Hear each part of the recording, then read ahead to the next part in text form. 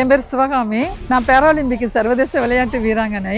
Shot put டிஸ்கஸ்ல தொடர்ந்து 2012 இருந்து 26 வரைக்குமே சாம்பியன்ஷிப் கோல்டு மெடலிஸ்ட் நான் தான். மொத்தம் மாவட்டத்தில இருந்து சர்வதேச அளவு வரைக்குமே 120 மெடல்ஸ் நான் வந்து வின் பண்ணியிருக்கிறேன்.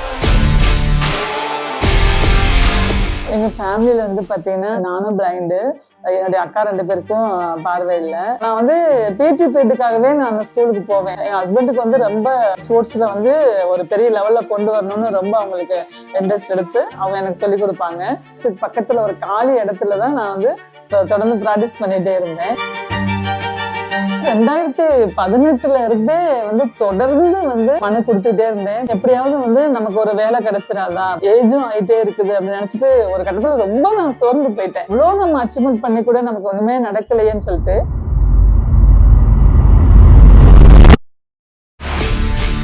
எப்போ வந்து உதயநிதி சார் வந்து விளையாட்டுத்துறை அமைச்சரா பொறுப்பேற்றாங்களோ அதுக்கப்புறம் தான் வந்து மாற்றுத்திறனாளி விளையாட்டு வீரர் வீராங்கனைகளுக்கு வந்து நிறைய ஊக்கத்தொகை வேலை வாய்ப்பு எல்லாம் வழங்கினாங்க. நானும் தலைமைச் செயலகத்துல போய் நேரடியே பார்த்தேன், என்னுடைய கோரிக்கை எல்லாம் சொன்னேன். தமிழ்நாட்டுல எஸ்டிஏடில பேராலிம்பிக் கோச்சா அந்த கோட்டு போடுறப்ப இருந்த சந்தோஷம் இருக்கு பாத்தீங்களா. ஒரு கிராமத்துல பிறந்து வளர்ந்து கண்ணு தெரியாம இன்னைக்கு இவ்வளவு அச்சீவ்மெண்ட் பண்ணி இன்னைக்கு எனக்கு ஒரு பயிற்சியாளரா எனக்கு ஒரு வேலை கிடைச்சிருக்கு. நினைச்சு ரொம்ப சந்தோஷமா இருக்கு.